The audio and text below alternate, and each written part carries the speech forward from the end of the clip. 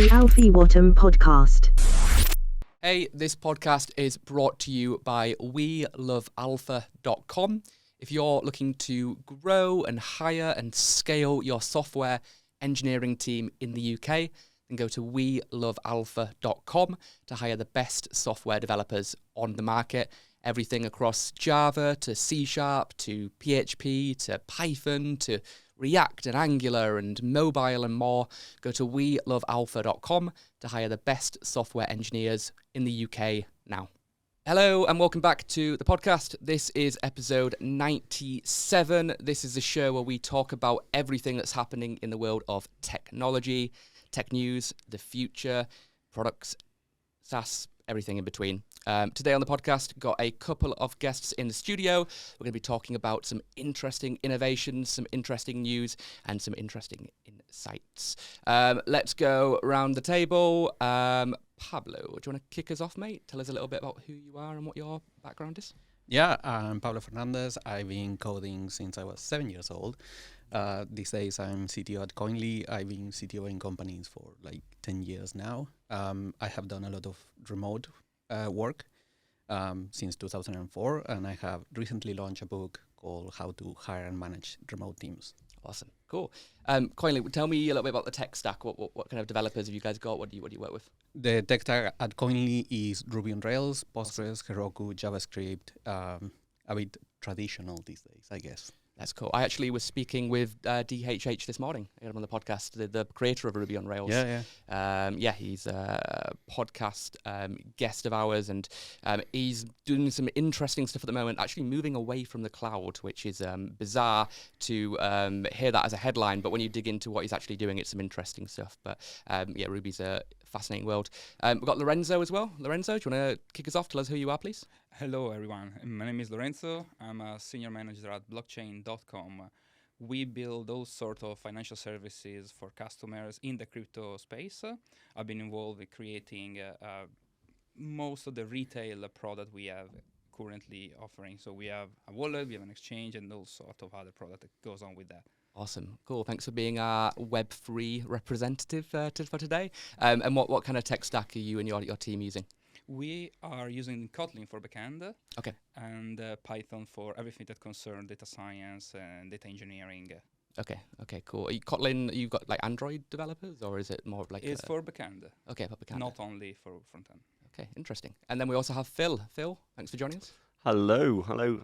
Pleased to meet you guys. My name's Phil McGaw, so I'm the CTO of a company called Wealth Wizards. My background is head of engineering roles, software developer originally, but I think I'm very much fell into that kind of architecture space and consultancy and lots of things like that. So I work for companies like Amazon, big top four like KPMGs, all those kind of guys. So been around the block, especially in the financial services space. So that is me. Awesome, mate. Thanks for joining us from a fintech point of view.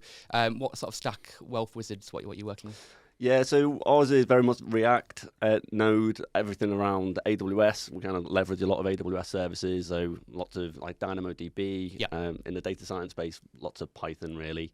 And all that kind of good stuff too. And obviously highly regulated, secure yes. in our space. So it's good fun.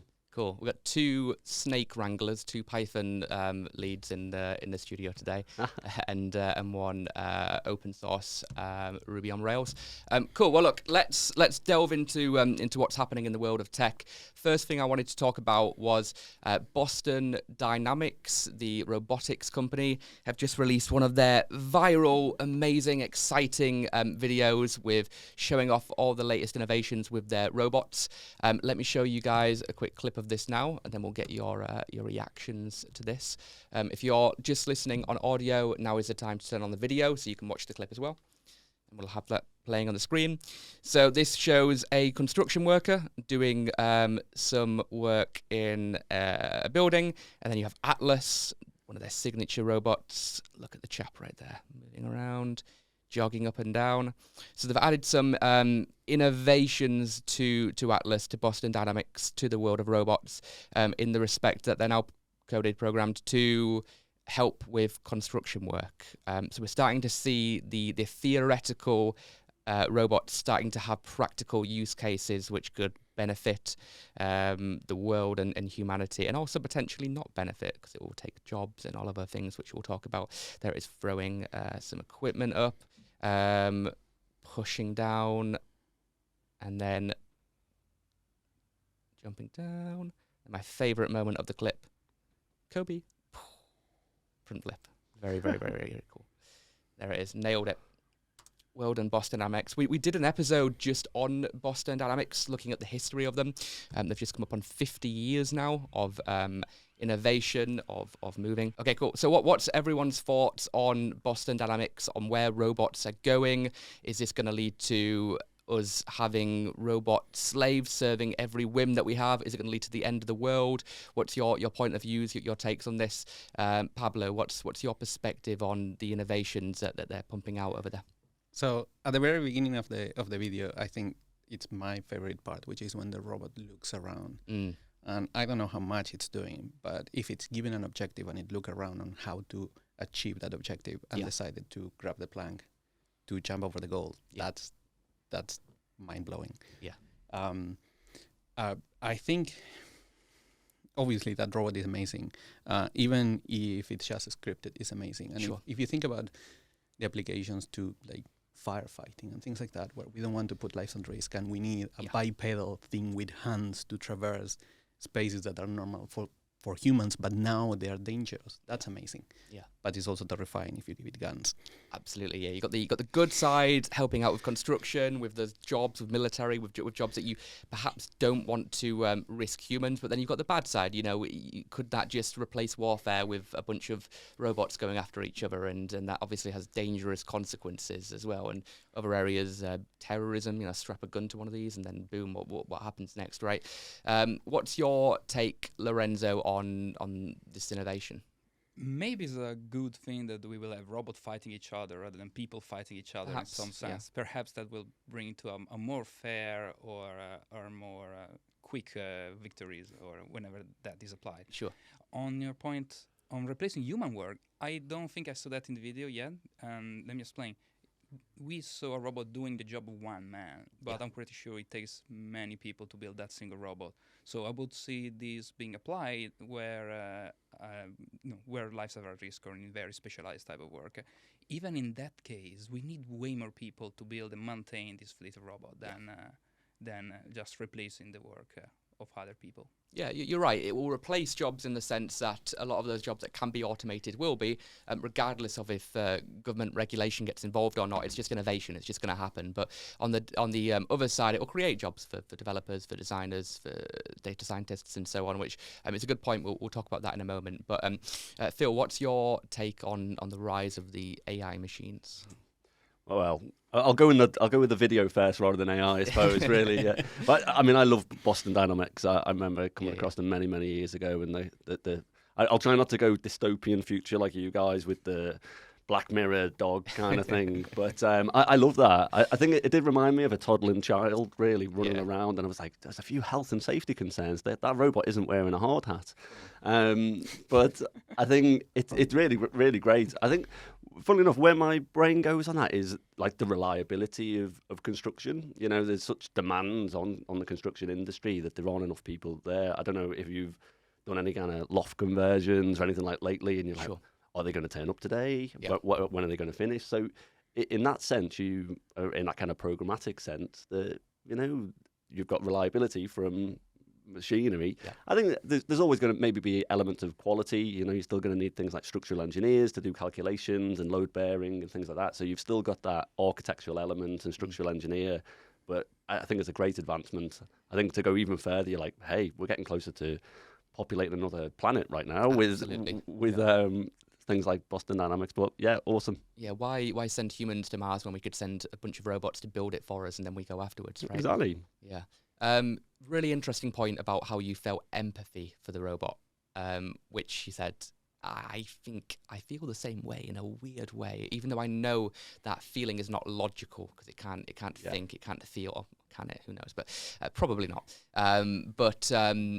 Do you, Lorenzo? Do you feel any compassion when you see those like early Boston Dynamics robots getting kicked, like the big dog and stuff, and they're testing it? Do you feel that way, or to you is it just I was robot? not feeling that when I saw that dog-like robot, but now that I see a human-shaped one, Yeah. the things are changing. I can imagine like a teddy bear by Boston Dynamics. Imagine all the interaction with kids, singing lullabies, and like artificial parenting, if you want. Yeah. We can make that more human-like. I think. No, is it possible to get attachment to an animated object? So Yeah. this is the next consequence. So yes, I do feel attached to these robots. Do you think that way, Pablo? Do you see them as Oh, equals? There's what you said about attachment to inanimate objects, that's already happening. Yeah. And there's a very interesting research that I saw some time ago of digital psychotherapists. And this is like 10 years ago, so nothing even close to ChatGPT existed. And they found that with certain groups, it performed better than an actual therapist because certain groups have a harder time opening up to humans, but don't have that problem opening up to what they perceive as a inanimate box that will not judge them. So I think it's not just are we going to have an attachment with these objects, but we are going to experience new kinds of attachments that we haven't had before. Yeah, I mean, how attached are you to your phones? I mean, if I go without this thing for a couple of hours, you're like an addict. You're like trying to crave the notifications or something. It's but we're like all humans are attached to our devices, and is this a big leap to say that we'll have relationships with robots that are helping us around the house, especially if you give a robot to a kid as their best friend to teach them and to tell them stories and have a Alexa on steroids built into there. So, I mean, who knows? It's an interesting area. And we discussed it briefly just a second ago, but we've talked about this on the show a lot, how these robots have the potential to replace millions and millions of jobs. We've seen that in warehouses with Amazon. We're seeing that in the construction, in that use case video just there. We discussed military a second ago. Obviously, it creates jobs as well, and you made that great point, Lorenzo. But what are your thoughts on this? Because in a couple of years, and I'd say like probably 5, maybe 10 years max, we're going to have these being used on a regular basis, probably. Tesla have, releasing their Tesla bot soon, which is great, which can walk around an office, and the visuals from the eyes, it can see that there's a plant, and it picks up a watering can and it waters it, and there's little tasks like that will start to get automated. Amazon's released the Astro, which is like an Alexa on wheels around your house, which can help with a number of different tasks. So we're starting to see the biggest tech companies in the world enter robotics, meaning that it's not going to be long until these are being used on a daily basis and replacing millions of jobs globally as a result of that. So what are your takes on that, Phil? Do you want to kick us off? Yeah, I mean, I know I've been studying this domain for a long time, really, and I think I've always been pro-automation because of the nature of my work, process efficiencies, things like that. So I can't necessarily have a go at that, and I think it's really good.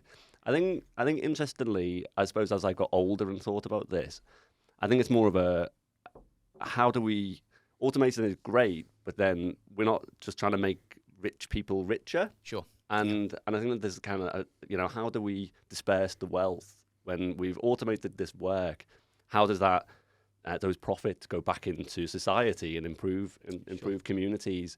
So I don't necessarily want to turn your show into like a government type thing, but I think if big tech companies or organizations that do drive a lot of automation and then kind of find that they've measured a whole load of FTE reduction. It's like, how do they push that back into communities, to kind of like close that wealth gap, really. So I think that's kind of my thinking right now. It's a good point, because this tech has the potential to make the rich even richer and the poor even poorer. And you have a great example of that with like Neuralink, for example, because if that worked, the people that were able to buy that would be wealthy to begin with, because it would cost a lot of money. And those people would have such an advantage over everybody else in the world because of the access to instant information that they would have. They would have like Google and ChatGPT in their mind, which would be a thing for rich people to begin with. So you're right. This tech is revolutionary, but it could be revolutionary for the wrong reasons. So it's important that we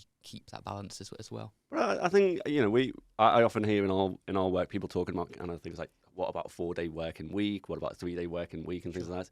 Now, if the profits from automation, even those companies were kind of pushed back into society, then maybe that could be realised, I think you'd have better streets, and I've just walked through Shoreditch and I found the pollution awful, actually. It's kind of weird how you can kind of walk through pockets of London and experience that. But and then we've got lots of strikes going on at the moment as well, and if you kind of think about the money from or the savings from automation moving into that, I think you'll create a better world rather than maybe kind of thinking about this piano player Kurt Vonnegut scenario where we've just kind of real dystopian futures. But yeah. You posed the question, Lorenzo. So what's your view on the job side of things? How is this going to impact the world in sort of 10, 20 years? I can definitely see a disparity, right? These will have use cases will be focalized either on big cities or on the first world, or in some countries only. But what are we going to do with that free time, right? We need to contribute, as Phil said. Totally second that. However, what else is going to change? How are we going to improve society as a whole? What about from a perspective of, you're going to see jobs like baristas, you're going to get your Starbucks coffee and then that might be a robot pouring that for you, or you're going to a retail store if they're still existing, and then suddenly it's a robot giving you your pair of jeans. Do you think that's a good thing, or should we limit innovation? I think technology related to the job market often brings short-term pain. We replace job, then we need to specialize, we need to find something else to do. So society as a whole shift interest, they shift job. Many jobs don't exist anymore because they've been replaced with a very trivial piece of technology right now. By the same measure, there's this cycle of pain, find a new job, learn something new, do something new, adapt. Adaptation is really what makes human progress. But also, I don't believe in a society where everyone can work less, because technology has advanced so much in the last 100 years, but still we work full time all week, and most of us do. Most people in the world still do. So if the technology argument is correct, I would see people working 2 days a week today, but that is not the case. We all want to advance compared to our peers, compared to others. We want to care for our families more and more. So I think there will be still a race to get more job or to do more at the human level. Absolutely. It just depends on what you want in your life, right? Because I will always work 7 days a week, and not because I have to, but because I enjoy it and I'm passionate about what I do. But for some people, if they want to work 3-4 days a week or whatever, and they can do in the tech that enables them to do so, that's also great, because we have that benefit which we didn't have 100 years ago. The worst case scenario is that we're in a Wall-E, like a movie type situation where everyone's obese on chairs and the robots are doing everything for them. We don't want that. We kind of want to have a bit of a balance. But Pablo, what's your take on the emergence of tech replacing jobs? So, I have quite a few different things to say here. One is, we used to work more. We used to work 7 days. We used to work longer days, and over time, this has been reducing. But then at some point, it stopped reducing. I can't remember exactly when it happened, but if you measure, I remember seeing some charts measuring the increases in salary and the increases in efficiency, and the increases in efficiency keep on going up, and the increases in salary stopped between the 70s and the 90s. So there was a break on that progress. I absolutely think that we can replace all jobs. So we've been replacing jobs with automation for the past, 200 years, 300 years, creating new jobs. This has always been painful to the people that lost their jobs. It started with a wheel. I mean, that was the first piece of tech which stopped you from pulling out a huge cart down the road. Absolutely. But I think the Industrial Revolution is the first time that they did it at a massive scale, and it was very painful. And I think it's unrealistic to expect that new people should retrain the new jobs, because the new jobs are entirely different, and somebody that didn't grow with that new technology will find it hard. So I think we need to, as a society, have the welfare to provide a path for those people. And I include myself among those people as I see ChatGPT producing code. Absolutely. And I feel that the world can get from under me at any point. Yeah. But I also don't think that the destruction and creation of jobs that we've been doing for a while is it's a certainty. I think at some point we might finish destroying all the jobs, and there will be no jobs left. And I think the result could be an absolute horrendous dystopia, or it can be a wonderful Star Trek-like utopia. Right now, I don't know in which direction we're going. It feels like we're going to a dystopia, not a utopia. But if you think about it, once we automate everything, the price of things should be free, right? That'd be great. Because it drops the price. Like if you look at, for example, at the price of light over the last 10,000 years, it used to be that for 1 hour of light, you have to work a month. And now you work 10 minutes to light your house for the whole month, right? And at some point, it's going to be irrelevant. Okay. It's nothing. Yeah. And that same thing should be applicable to everything. Yeah. Like the price of a banana should be zero. Sure. Right? But I'm not sure if we're going in that direction. I hope we are. The next story actually is a great segue into that point, which we'll get into in a moment. But the price of a banana could be close to zero in the not so distant future, believe it or not. Keeping on the topic of robots and AI, Elon Musk's number one fear is AI. He thinks it could get so smart and it essentially takes over the world, and whether that means it becomes sentient or consciousness or whatever, he thinks it's more dangerous than nuclear war, and that's even despite everything that's happening at the moment with Russia and Ukraine.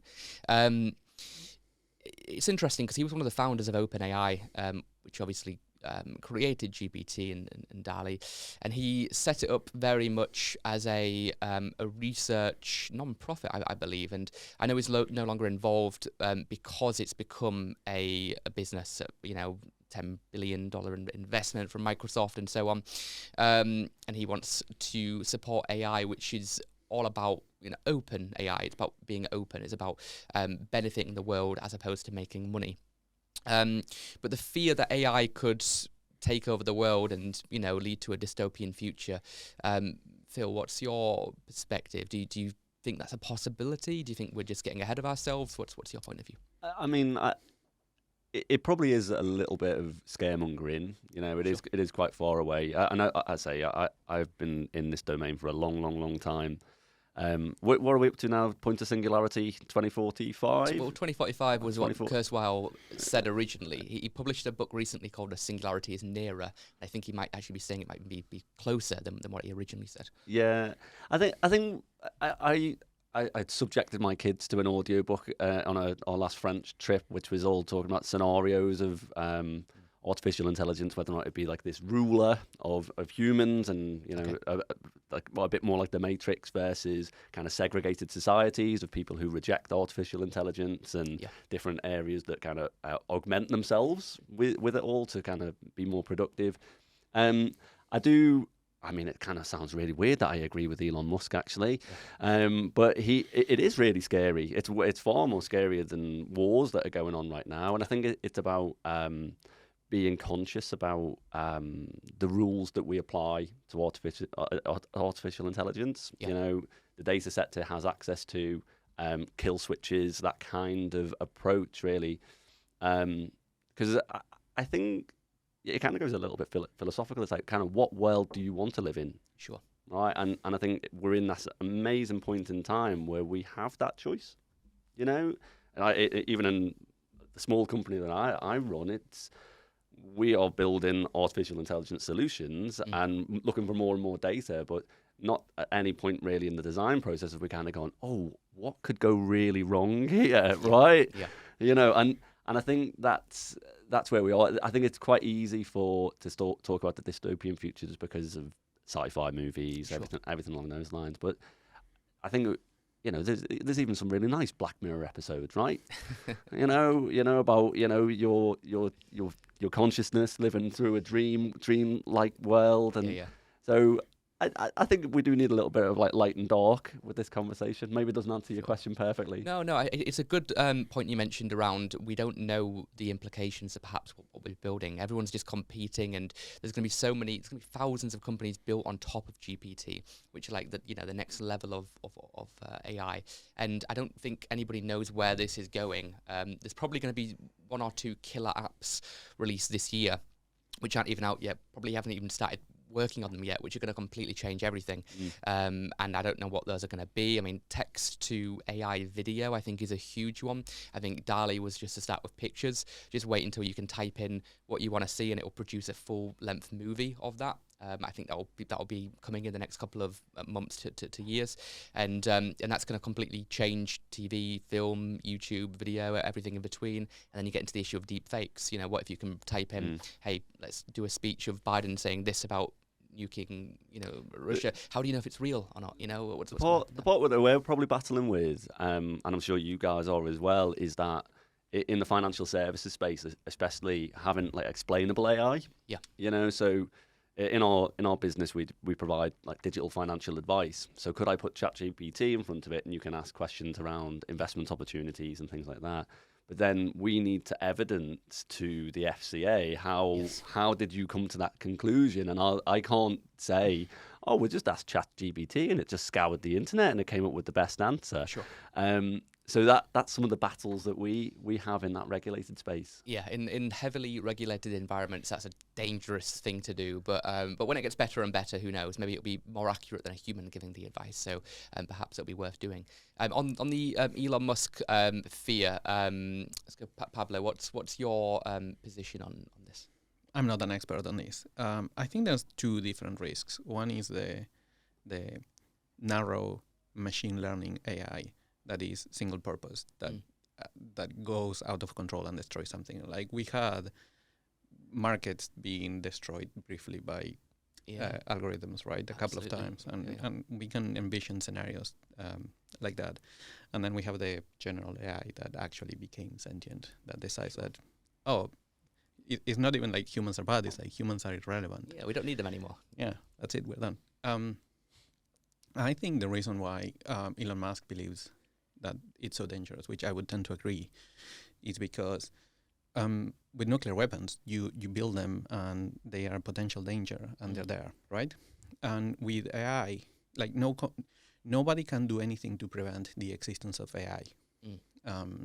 Like with nuclear weapons, we can try to prevent people from getting plutonium or uranium, right? With AI, I assure you the companies doing the research are there and they're going to be there. You can stop doing your own research, but somebody else will. Absolutely. Yeah. And then AI, it's something that you can apply in part. It's not like nuclear weapons, which are all or nothing. And when you are applying it in part, it's a battle of small escalations. Sure. And that's a problem with the small escalations. There's no stop. Like we're starting and there's no end.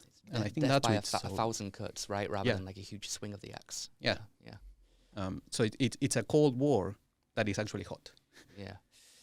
What's your take on Elon's perspective, Lorenzo? Do you want to finish off the AI piece? What's your point of view? When I heard your comparison with a nuclear weapon, I immediately thought about the Cold War. Yeah. Because nuclear weapons were used before the Cold War, but not during. So there was a human element there that prevented humanity to be completely destroyed, and that was due to ethics of people that probably AI need to be taught and trained to hold. But at the same time, there are so many stories of drunk president wanted to use a nuclear weapon and they were prevented by other humans, right? Sure. So this type of AI can get around shortcomings of humans, but it can also we have to be careful that they have to learn from us which type of ethics we need to infer in them. So I don't know if a singularity is possible, but assume it's possible, what do we want to do about that? And I think I would take the Cold War model where everyone has this technology, there's a shift in geopolitical power, right? But now everyone has interest not to use it against each other. So I'm glad that this project is treated as an open source, as an open project, because it equalized the playing field in a sense, and I think this will bring naturally to less peace, even through some difficult times. We almost need we had the Manhattan Project to develop nukes. We almost need a Manhattan Project for AI to make sure that we're doing this properly. But despite that, it's like what you said, Pablo. I mean, another country is just gonna do it if we decide to do ethical AI. It's not going to be that way globally, is it? And AI knows no borders. It's software, so it doesn't really matter. I thought there was something going on right now, actually, around AI regulation. I think it's Future Life. Okay. There's some kind of summit happening or something. Yeah. So okay. there's been quite a lot of work going on for a number of years around like AI regulations and things like that. So exactly Lorenzo's point, like Sure. you don't kill each other with it, really, and Yeah. and kind of what's the repercussions of that. So there's definitely a lot of work going on. I think even Elon Musk and some of the Google founders are part of it as well. Hi there, just dropping you a message to let you know that I would love to give you a free copy of my brand new salary guide for UK software engineers. If you're a software developer watching this, then you can use this report to finally see if you're being paid what you're worth. Or if you're a technology leader, you can use this data to make sure that your team is being compensated fairly. All of this info is completely free, but for a limited time only, so make sure that you download it now. Just scan the QR code on the screen right now to get your free PDF copy, or go to welovealpha.com/salary guide to access the data now. But this is a sort of story where I can keep coming back to it every single week on the show because it's the law of accelerating returns. It doesn't go from 1 to 2 to 3 to 4 to 5. It goes from 1 to 2 to 4 to 8, and so on. It's just going to keep going, and it's going to go at a crazy rate. I think in a year we're going to look back on this and go, oh wow, it was so primitive, GPT. It was so basic. And then in 5 years, I don't even know what the world's going to look like. But to me, when they released GPT, it was almost like the biggest innovation since the iPhone in a way, because it was the first time I saw something where I went, oh wow, what the hell is that? That's so different, and it's by all means it's not perfect. It's very broken in a lot of areas, but it's very different to anything I'd seen prior, which makes it super fascinating to keep an eye on. The next thing is that I want to talk about is quite different to that realm, but somebody tweeted this to me. If you enjoy the show and you have clips that you want to send in, send them to me on Twitter. The bio will be on the screen. This is a 3D printed food. So you made a really interesting point a second ago, Pablo, about how the costs of like a banana could come to zero, and it very well might do if this type of tech takes off. So this allows you to put in some kind of materials, whatever the food's made out of. I have no idea if it tastes nice, but you can download recipes and then click a button, and then boom, if you have a 3D printer and you have the substance in your house, then you can make any meal in theory. Let me show you a super quick clip. If you're watching on listening on audio, turn on the video please to check this out. There is a 3D printer literally printing some food right now. We have a different angle as well from a close-up perspective in slow motion, and this very much could be the future of food if this takes off. It's an interesting one because part of me is like, yeah, 3D printed food, I'll give that a try. Part of me is like that the taste is probably horrible right now, but who knows if it will get better. But what's everyone's thoughts when you see that clip? Lorenzo, do you want to kick us off? My immediate thought is I will still need to clean after myself after that machine. So it's still not my main. Not if the robot can do that for you. yet. I'd love to see this type of technology getting there, but at this point, I imagine I already have maybe 7, 8 different devices in my kitchen to cook different type of things. How many can I replace, or is just one more that I need to have to impress my guest? I think there's going to be still a space for a fryer for all those different textures and gourmet food we would like to have in a good Christmas party. Sure. So I think what I see right now is limited to one type of food, but I probably need a battery of those to serve my guests properly. Yeah, I've got no idea how many different types of meals it can create at the moment. But if we think about the grand vision of this, it would be any food in theory. It would know the structure of it and the taste and the texture and the feel, and that's what it will be able to produce long term. But right now it's baby steps, right, on that journey. I can imagine this in a fast food where the same type of food is served every day, very quickly, very repetitive. No, it has to be up to standard. This is like the perfect standard for McDonald's and other big chains out there. Yeah. What's your take, Phil, when you see 3D printed food? Well, it's quite interesting, isn't it? Because I know a lot of people that I've worked with over the years that love the relaxation of cooking. Really. So they might work really, really hard and then go home and make a roast dinner and just enjoy that kind of peace of mind and the well-being that they get from that. So it takes away from that. So, but it's fine. It's interesting.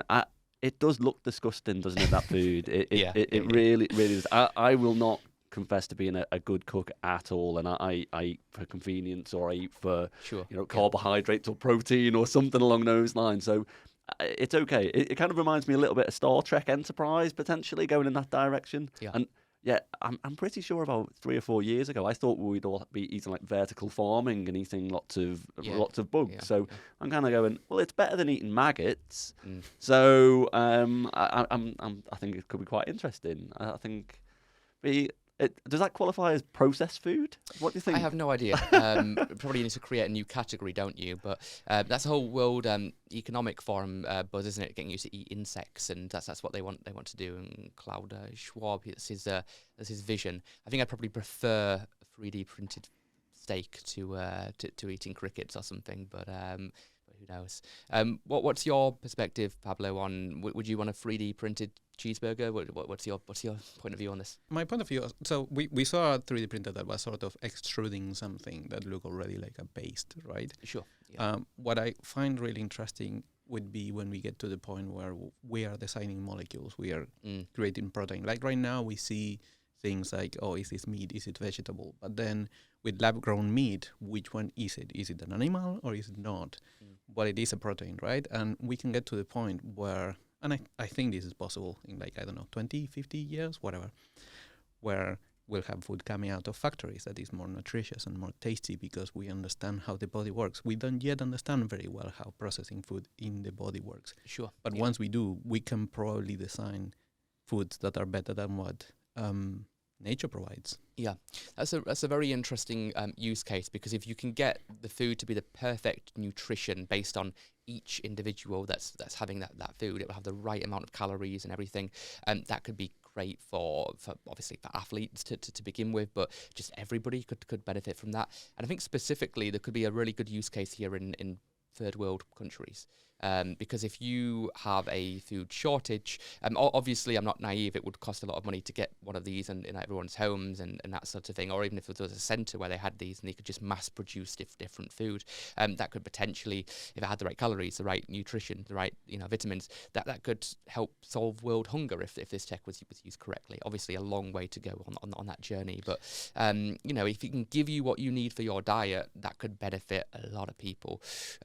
What's your take, Lorenzo, on that potential use case? Do you see that being a possibility, or is that a bit far-fetched? I see the possibility there out of family homes. I'm thinking that culturally, cooking and providing food for your family is a cultural thing for us. Sure. Now, it's something we do together, and there's a big pride in preparing a big meal in our family. So I think that I would struggle to sell that to my family, or I wouldn't feel well to have that for Christmas. But if I think of these applications out of family where food is made industrially for airplanes, airlines, or third world countries, or whenever we need just food, just the material itself, then this can provide a strong source of you can really speed up the production there. Yeah, I was having this conversation this morning with my wife actually, and she said exactly the same thing as you. She said it's going to be commercial, it's going to be mass produced, and I said, well, look, you order food from Deliveroo, Uber Eats, what's the difference between you go from making it to ordering it to printing it. It's just about convenience. So perhaps that might be a situation as well, but I probably would say that the entry point will be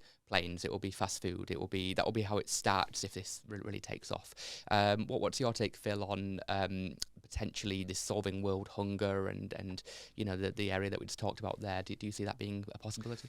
I mean, it will still require ingredients, won't you? You'll still require resources to put into these machines. Yeah. So Yeah. I think you still need that. It's interesting around the, you could create combinations for nutrition and understand the body much more. The fact is, I think we could solve world hunger right now. Yeah, without this. It Sure. Yeah. It's not. It doesn't save that. I think the one thing it maybe does is provide a different variety of food for different cultures. And although, would you really want to rock up with a printing machine going, would you like a New York burger when you turn up in India? And you'd be like, not if it looks like that. No, thank you. Yeah. What's your, when you see this, Pablo, what do you think? Yeah, I totally agree. World hunger is not a food problem; it's an economic problem. Yeah, it's society, it's political, isn't it? Yes. Yeah. And I think that I do disagree that this is, if we think about 3D printer, that this is for like a mass-produced things, because 3D printers are not fast. 3D printers are custom. Sure. Yeah. So you ask me, do I want a 3D printer cheeseburger? And the answer is no. I want a 3D printer, something that doesn't have a name yet, because it has never existed before. Yeah. That's where I think this is interesting. Yeah. I can see that being a case where you have, the Amazon 3D printer, and when you purchase something on Amazon, it just prints it for you. And then, you have 1 hour delivery instead of, next day delivery. And that's the next version of Prime and that sort of thing. So it might start in food or in a different use case, but then the possibilities of 3D printing are insane. I had somebody on the podcast a while back, it's probably a year or two ago, where working in space tech, and their prediction was we will have 3D printers which can print 3D printers which can print 3D, etc., etc. On those 3D printers, we will have cameras, we will have microphones, we will have sensors. They'll be sent out into space. They will self-replicate. You send out a couple, and then boom, they start making them. They attach onto planets, onto rocks, and then boom, you have all those cameras, all that audio, and then if that gets linked to something like a neural link where it's all in the mind, you'll be able to see everything, hear everything, feel everything, be everywhere. You'll become a technological version of God, to put a very weird slant on it. But 3D printing tech has the capability to do everything. You mentioned earlier about the robots going to Mars. You send the robots to Mars, you send the 3D printers to Mars, they make the homes, they make the robots put everything together, all the components, and then boom, then we go there afterwards. And that's a lot better way of doing it, rather than you being up there with a hammer and screws and nails trying to put together the next colony. You mentioned, Lorenzo, around this could replace fast food, for example. That could take away jobs in other subsets as well. For example, why do you need a chef if you have a restaurant where you can just press a button and it makes it? Why do you need a cookbook if you can just download a recipe?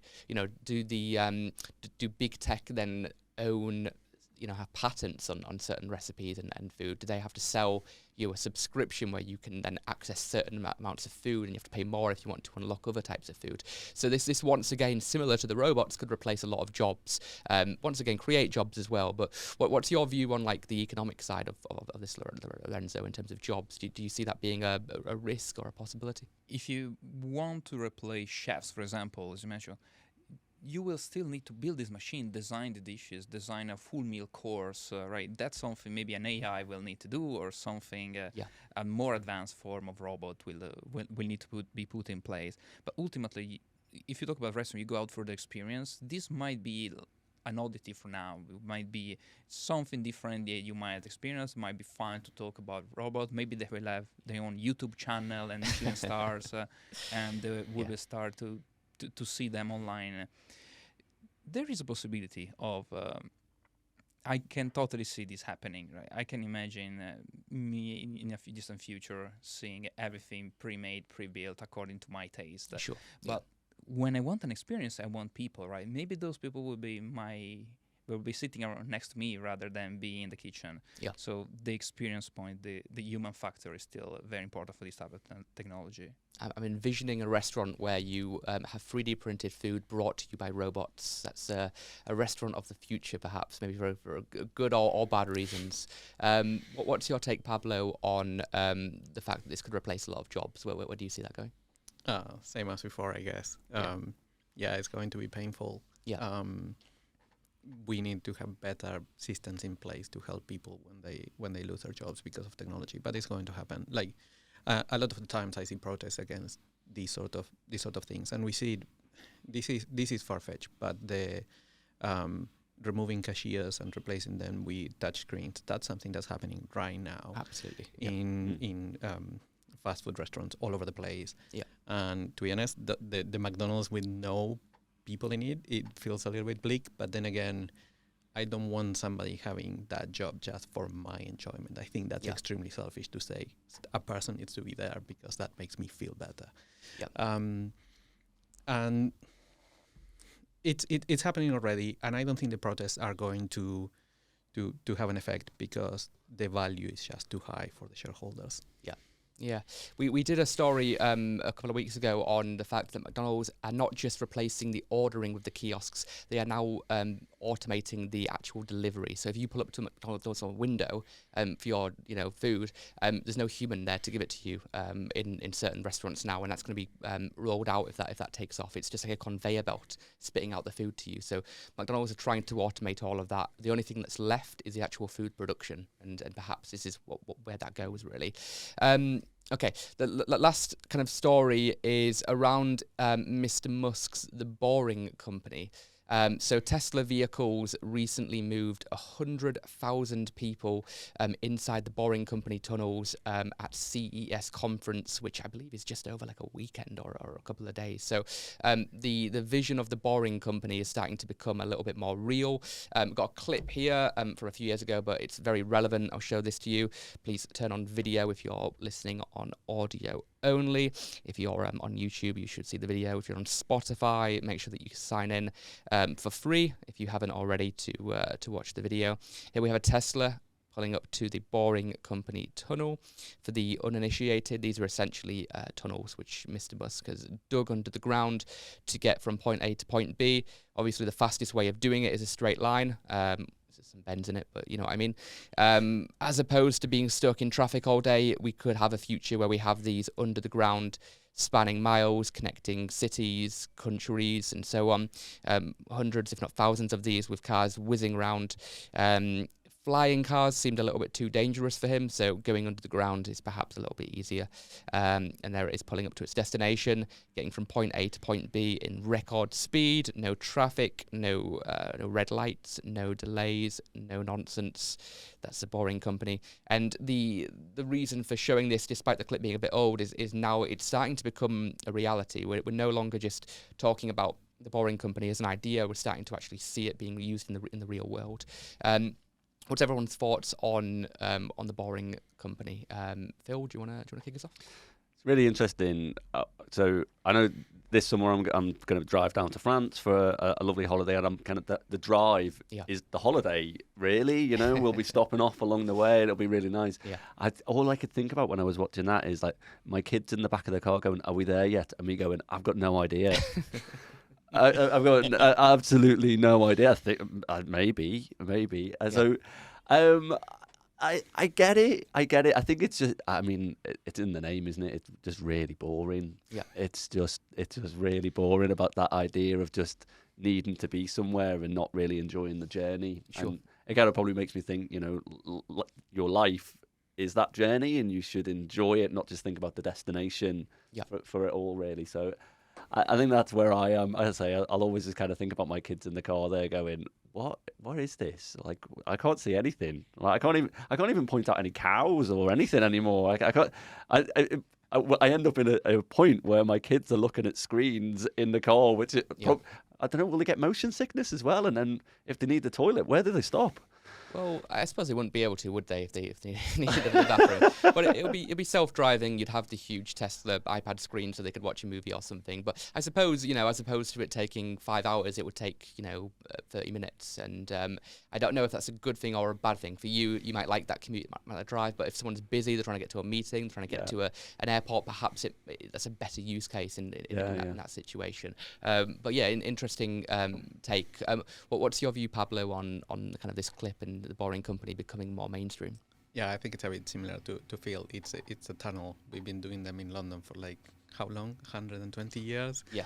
No, I understand. I understand that in a country, and like I am not being judgy here. A country that moves mostly by cars and doesn't have the mass transit solution, and the mass transit solutions that work in Europe cannot just be applied to the US and expect them to work because their geography is different. Yeah. They want a solution that is car-based. Yeah. And when you run out of space in the cities, you might go and like, okay, we make a tunnel. Yeah. But it's not the original promise of the Boring Company, which was hundreds of miles of tunnel that are in vacuum so that a pod can Sure. travel at 400 miles an hour because there's no resistance. Like that, all of that disappeared and now it's just a tunnel. Yeah. And I do wonder, like there's another thing that tunnel only works with something that is self-driven, right? I believe so. Yeah, I don't think you can like drive around in Yeah. these independently. Yeah. And one of the things that I remember from the 90s about when we were starting to research self-driving cars was how you could form trains of self-driving cars in the motorway so that they would drive very close to each other so that they would be more space efficient and also do sleep streaming so that they were more energy efficient. And I haven't heard these at all. Like that would mean that the current infrastructure that we have, the motorways, would be more suited for the amount of traffic that we have. You always used to see them on the test tracks, didn't you? Yeah. Like German test tracks with 10 cars. 10 cars, one Yeah. like very close to each other, and the cars communicating with each other. Because all the cars definitely have sensors on them, like auto brake and everything like that. But yeah, you're right. It hasn't really gone much further than that. It disappeared, even though we're getting very close tech-wise to having that. Yeah. Or maybe we weren't. I don't know.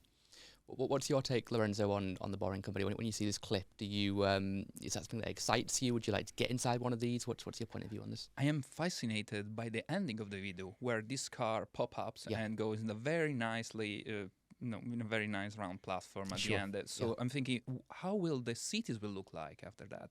We can, if we hide all the infrastructure we currently have, all that highways and roads, etc. If you put that underground, suddenly we have more parks, we have more way to reach, to walk outside, we have pedestrian areas, we have a whole new city, because city adapts to the type of transportation you have. A lot of cities are built around cars, around buses and the tube, etc. But right now, we are introducing a new way of transportation. That means we can have really have parks. You can be in a city center, but like in Hyde Park all the time. You can. I'm amazed thinking about these possibilities. And suddenly, all the countryside, maybe it won't have visible roads. Maybe it will be harder to reach, but it will be more natural in a sense. So I'm fascinated by that. And in this podcast, you also showed a couple episodes ago that Uber helicopters, for example. Oh, yes, that was a great episode. Yeah, so that's the opposite of this, right? This is going under. This is the same concept, but just Uber is now releasing helicopters soon. Yeah. Are we going to see helipad everywhere now? Suddenly, will we have regulation about that? How will the city look like? No, if we can compress the city, if we can compress villages, we can achieve a much better city around that. So it's not just the transportation I see, is how urbanization and transportation affect each other. Yeah. What about, like, if we had to predict if this is going to really, really take off or just remain, like, small? Like, do you think these are just going to be, just used by rich people to quickly get to an airport, perhaps? Or do you see a possibility where these could be everywhere? You could travel to a different city, you could travel to a different country and be there in a couple of hours. And we're seeing all the climate change talk around planes not being great for the environment. I don't know what impact this has, but I can't imagine it's much if it's an electric car and it's not really producing any fumes. It's underground, right? So do you think this is going to take off and could transform the world, or do you think it will just stay small? What would your guesstimates be, Pablo? I don't know. It does. So from once it's there, the operation, I agree. Yeah. Now making that whole, that is very expensive. Yeah. And depending on what the ground is made out of, you might not be able to, whether because it's too hard or too soft. Then Sure. It's not an option. So I don't know. I think it's limited in the same way that you cannot have a metro or tube system in many places. Yeah. And once you're out of the cities, it's not worth being underground anymore. Like you just go up because there's space there. Yeah. I think the self-driving part is going to entirely change cities. I have written a blog post some time ago about that. I think self-driving cars are going to end cities. Because if you need the self-driving car for the tunnel, so I don't see the tunnel happening without the self-driving car ending the city that requires the tunnel. Yeah. Because when I was buying a house, if I had the option of a self-driving car in which I could just sit there and work for 2 hours, Sure. and then after I went to the pub in London, after a couple of beers, and I don't have to drive, but I can sit on my car for a couple of hours taking a nap while I go home, Yeah. I wouldn't be living in London. Yeah, I see what you're saying. What's your take, Phil? Do you think this is going to be everywhere, or do you think this is going to stay small? I think it will stay small, this one, if I had to kind of go binary on it. Sure. Are they privately owned, these tunnels? Are they? Is that the idea, or is it? I think Elon's owns a boring company. I think they're his tunnels. I don't think it's. I mean, he'll have to get government permission, but I don't think it's a state utility. I believe it's. You might have to pay a toll or something if you want to use one, but I think it's his. I just don't see how that would work, really. But it's that, you know, I kind of think about challenges of like HS2 train lines and you know, greenbelt land and things like that, and then all of a sudden you're going, well, you don't own the land that is 100 meters below your field, and you're like, well, yes, I do. It's interesting. I don't know how that works. Does he own the land, or does he just randomly digging tunnels everywhere under your house? I mean, so when Pablo said it sounds really expensive, not only the boring of the holes, but actually, are you trying to buy like strips of land to do this? I just expensive. I just don't see how it's logistically possible. So I just can't see it really taken off in Europe anyway. Sure. Maybe in cities, you know, where you would have like the tube network, you may have large tunnels underneath, but but then you've really got to use electric vehicles to only use them. Otherwise, you end up with more black wall tunnels, right? Yeah, that's where everything's heading anyway. So I mean, that's less of a concern. But what's your take, Lorenzo, on the possibility of these being mainstream or going to zero? Ultimately, we need technology to be affordable to go really mainstream. And historically, technology start for rich people, and then it get cheaper and cheaper, and you get broader adoption there, right? So I think it is still too much of a niche right now. Probably I don't see the demand right now to have this type of transportation, but maybe I don't have enough imagination. What are we going to need to have multiple cities? Are we going to have that type of fast travel? I don't see that need right now, unless for some specific business purpose rather than commercial purpose rather than private ones. Sure.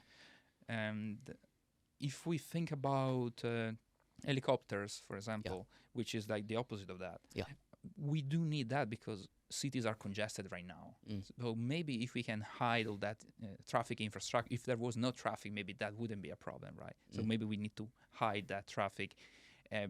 Maybe we'll need like shorter ones. Maybe we'll need cheaper one. And I can see that being more, that the way to get faster adoption on it. What about there's a theory that the reason Elon Musk has built the Boring Company is because his ultimate goal is to get to Mars, right? That's what he says. And on Mars, he has SpaceX to get people there. He has Tesla, which could be argued, there's no fuel on Mars. You need to have electric vehicles to move around. OpenAI and how that connects to robotics. You need to have robots doing the work. Solar cities. You collect the sun, and then that powers everything that's happening. And then potentially the Boring Company, because it's really hot up there. And if you can dig tunnels underground and build cities underground, then maybe this is a test to get to that point in the future. Which poses an interesting question, right? If you had a free ticket to go to Mars, if I said, hey, I don't have one, by the way, but if I did say, here's a free ticket, we'll send you up on the is it Starship? It's big one that's going to get us there. Would you take it? Would you be like, yep, I'm going to go to Mars, or are you no? I'm not for me. What's your take, Phil? What do you think? Well, I think it's I go back to the why, right? So if you automate it all and you're only traveling underground, why, right? Why would I put myself through that, right? Sure. So it depends. I don't know what the sightseeing tourist attractions are going to be like on Mars. I mean, maybe going up Olympus Mons might be quite cool to say, I've been up the highest mountain in our solar system. So I don't know. I think you're not coming back, by the way. I mean, there's no return trip. If the first people that go to Mars, they're in Mars. I mean, they're going to die there. They're going to die there. Yeah, I might decline. Okay. So you're a no. That's fine. I'll be a laggard. I'll be a laggard on that one, maybe. Wait for a few, because a few of those ships are going to blow up on the way. There's no way that's going to be smooth sailing. So you wait for it to get a little bit more, risk averse, and then perhaps to take a trip when there's something more exciting there than underground rocks. Yeah, and obviously if they can accelerate the journey, and maybe a return ticket is optional, that would be something that I might go for. What do you think, Lorenzo? Would you go to Mars if you had a free ticket? I'll pass. You'll pass. I'm very scared You of guys are all this. scared of it. I feel scared of this. Of course, Yeah. there's a huge adrenaline potential there, but I don't think it's for me. I like to experience the heart a bit more. I think there's so much diversity here. Yeah. And so far we talk about underground, but the purpose is to go somewhere else on top of it. Right? Yeah. Maybe Mars makes sense to be just underground, but then, as Phil said, why would I just stay underground? Yeah, I mean, for some people, it's legacy. It's being the first pioneers there to do it. But in terms of quality of life, going to Mars isn't going to be some vacation for rich people. It's going to be horrible. It's going to be loads of hard work. You're going to die there. You're going to die young, probably. We don't know what the impacts are on. Can you get pregnant in Mars? Who knows? Who knows what can happen? There's little rocks just constantly flying around Mars, and so you can't go for a walk. You'll just get smashed and destroyed. What would you say, Pablo? Free ticket to Mars? Yes or no? If you ask me when I was a teenager, the answer would have been yes. Right now, I appreciate the infrastructure of Earth a lot. Yeah. Like, I like the fact that there's hospitals. Like, if you get injured, there's a hospital that you can It's a go luxury, to. right? Right? Yeah. No, it's amazing. People don't realize how amazing it is that you can arrive at a building that has MRI machine and CT scanners and so on. People don't realize that how amazing it is that there's insurance. Like, your house burns down and you apply for money to buy another one. You're not going to have that on Mars. Yeah, absolutely. All right, I'll be the contrarian. The premiums might be high though. Actually, you might do. The premiums might be high, and the servicing time might be a bit low. But Yeah. No, it would be take a a while. miserable experience. I'd be crazy enough to probably say yes and do it, but I know I'd regret it the instant that the rocket ship took off and I looked back on Earth going, what the hell have I just done? But who knows? Cool. Well, look, that's the hour up. Thank you guys for coming on. That woes by and flew by, didn't it? That was very, very quick. But good to get your perspectives into what's happening in the world of tech. We've talked robots, we've talked 3D printing food, we've talked the Boring Company going to space and everything in between. Quite a diverse episode. For those watching, listening, etc., you know what to do with all the following buttons, wherever platform you're watching this on. And thank you, chaps, for coming into the studio. It's good to get your perspectives. Hey, thanks for watching this podcast. Make sure that you like, subscribe, follow, comment, etc., and I'll see you in the next episode. The Alfie Whattam Podcast.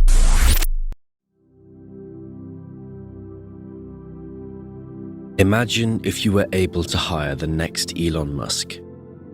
Or if you got a job at Facebook, back when it was just a startup.